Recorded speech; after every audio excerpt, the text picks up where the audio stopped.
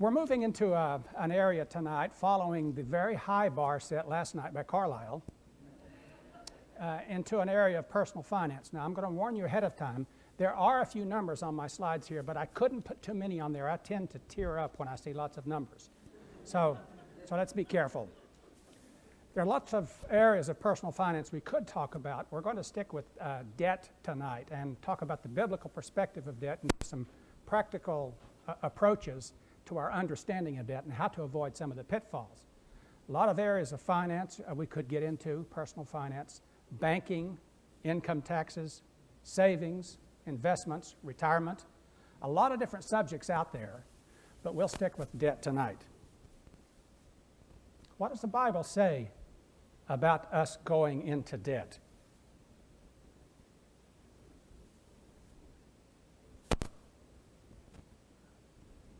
Owe nothing but love. Who's heard this? The borrower is servant to the lender.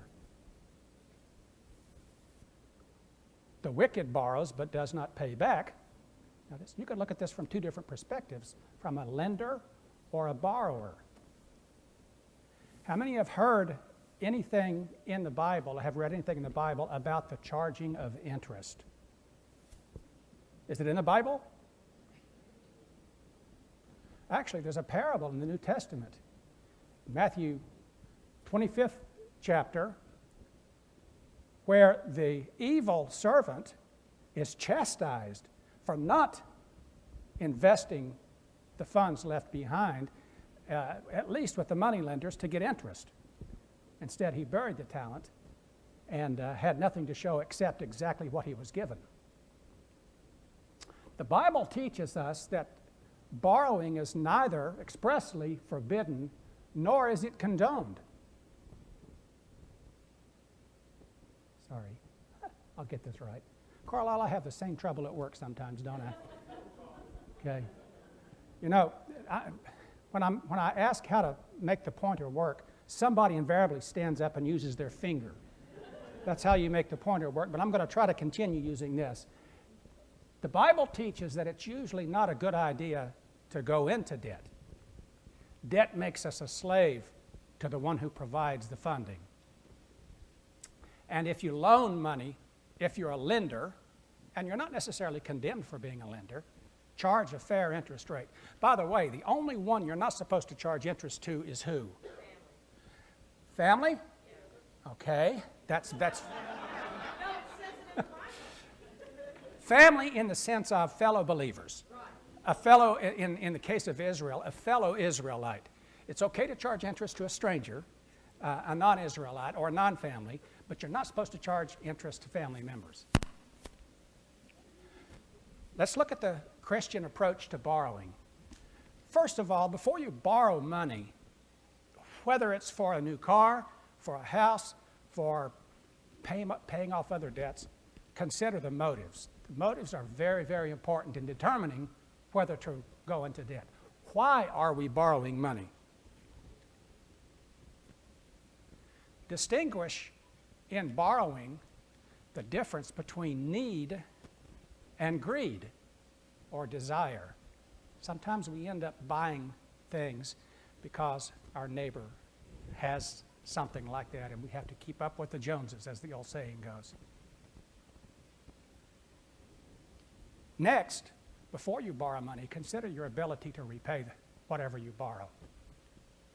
How long will it take to repay the debt? Does my income have sufficient cushion for emergencies? You can't be sure what's going to happen tomorrow or next week. I had a boss that Carlisle knows very well, Sammy Leonore, that taught me very early on that work in healthcare does not have a guaranteed tomorrow, particularly for those in finance or executive positions. Our income is not guaranteed tomorrow. And for many of you, you yourselves have experienced, or know other people who've experienced, a loss in employment. Tomorrow's not guaranteed as far as our employment, our income is concerned. So be very careful about taking on debt, making sure that you have at least a cushion of income to get you past those difficult times. Finally, if you must go into debt, borrow from a reputable source and pay a fair interest rate. What is a reputable source, and what is a fair interest rate?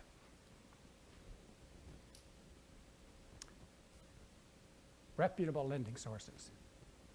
A bank is a reputable lending source. Who has heard of an S&L? Before or after they all Actually, S&Ls are still around, but not like they were. They used to be far more common. But basically, a savings and loan is a local bank in a sense. It's a locally owned and operated and managed bank with members from the local community. Credit unions, another good source of lending. Family members? There's a question mark after that. How many of you would borrow from a family member? I see some of you raising your hands. If you have the relationship that won't be tested in the fire when you're unable to pay back, my advice would be do not borrow from a family member. I've seen more families break up because of borrowing. I've even seen stresses in my own family, not my immediate family, but stresses in my own family. When one has borrowed, the other has assumed a certain payback, and it didn't occur exactly on time, and so it brought on stresses. I would stay away from borrowing from family members. Who knows what a payday loan company is? We live in a military town. Come on. Payday loans are everywhere. If you get anything out of tonight's conversation, do not, under any circumstances, get involved in payday loan companies, and here's why. Because you end up paying an upfront fee, and because of the penalties attached to late payment, and because payday loan companies tend to prey on those who have the least ability to pay, or the least, well, I won't go into all the reasons behind it. Because of that, the effective interest rate is as high as 700%. That's an incredible interest rate. Now, those of you who own homes, what is your mortgage? What's the interest rate on your mortgage? Could I hear some numbers? How much? 4.25%, okay? Anyone else? 3.25%. You know, when I was in college and shortly after, those were interest rates that grandparents talked about. We're in a historically low interest rate period for home mortgages. And if you weren't able to buy a home at 10% interest, you may be able to buy a home at 4% interest these days. My own home loan is at 2.25%. That's the lowest I've ever seen. And nevertheless, I'm still trying to pay the home off faster. Companies, the payday loan companies, depend on renewing the loan each pay period, each payday, whether it's a Friday or biweekly, because they get additional fees from it. They prey on those least able to repay, and it creates and supports a cycle of ever-increasing payments and fees. What you see in front of you right now is an actual training material. It's some training material provided by a payday loan company. They train their members. The customer applies for a loan. The loan is approved. The customer spends the money and does not have the ability to pay. Call the customer and say, you can't pay? Okay, you can refinance. The customer does not make the payment, and the account enters collection. And then the customer comes back and says, I want another loan. Now, this is a cycle of debt that's untenable. 12 million people every year take out payday loans, and those who take out payday loans take an average of 8 out. So it's an extremely expensive and expensive way of borrowing, and it affects those least able to pay. It is a vicious circle, or a vicious cycle. I can't figure out which. To escape the vicious circle or cycle, If you have not taken out a payday loan, don't. If you have taken out a payday loan, in the words of Bob Newhart, stop it.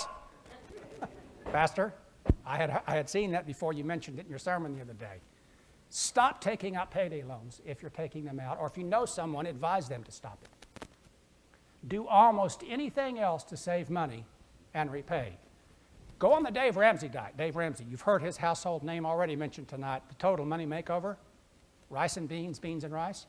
For those of us who know Puerto Rico, that's a great meal, isn't it? Yeah. But go on a rice and beans and rice diet. Use a car that is held together by baling wire if you have to, but do everything you can to get out of debt. Seek professional help if need be.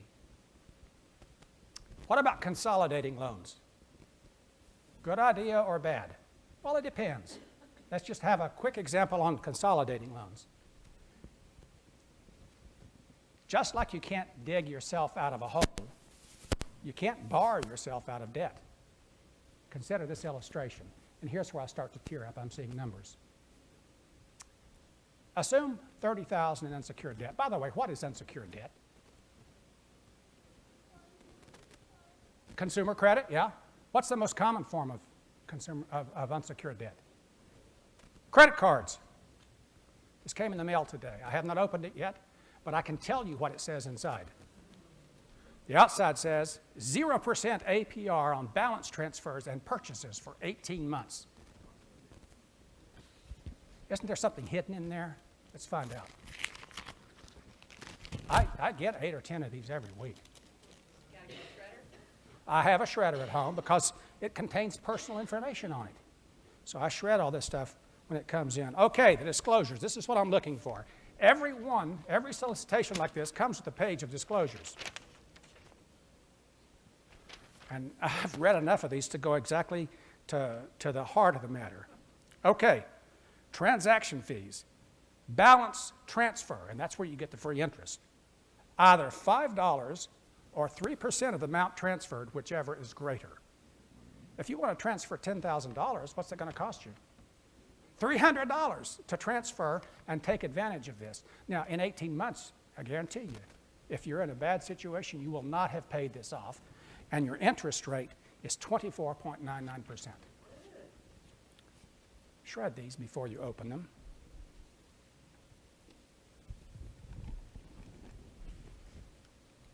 Okay, assume a $30,000 unsecured debt, 2-year loan for and a 2-year loan for $10,000 at 12%, a 4-year loan for $20,000 at 10%. 2 loans. Got the picture? $10,000 for 2 years at 12%, a 4-year loan, $20,000 for 10%. Monthly payment on that is $517 and $583. Those coincidentally add up to $1,100 per month, the 2 loans together. Consolidation company catches your attention and says, hey, I can lower those monthly payments for you. I can get that down to $640 a month and your interest rate to 9%. Well, they probably can do that. Is it a good deal? Yes? No? Well, before I do that, I wanted to show you, this is a piece from my own credit card statement, which, by the way, I pay off every single month. But you see the balance at the end of last month? If I pay only the minimum payment, it will take 18 years to pay that off. Every single one of your credit card statements has that information on it. It's required to be put on there. If you pay only the minimum payment, 18 years, and I will have ended up paying $10,734. Now, this is a credit card that happens to have a very low interest rate. Believe me, if you have a 24.99% interest rate, that number will be closer to $20,000. Consolidate. How long does it take to pay off that $30,000 debt under the consolidation example we gave? It'll take 6 years. Remember, your 2 previous loans, one was for 2, one was for 4 years. Total payments, if made on the original schedule, $40,392. On the new revised schedule at a lower interest rate, $46,000. So is it a good deal? It's a lower interest rate, but it's over a longer period of time, so it's not such a good deal. Not a good deal. Here is the real way to manage debt. Put God first in all things, especially money matters. The way to manage debt requires a change in habits. And this is a principle you'll see throughout Dave Ramsey's book. Carefully evaluate the need versus greed. Don't take on obligations that exceed your ability to pay, and have at least 6 months of saving in reserve for a rainy day. Now, I realize this next item on here has been mentioned, never take out payday loans. I realize that last one and that first one are exactly the same, but they're so important, I wanted to mention it twice. That God bless you as you continue to serve Him and dedicate all of your resources to Him, including your money.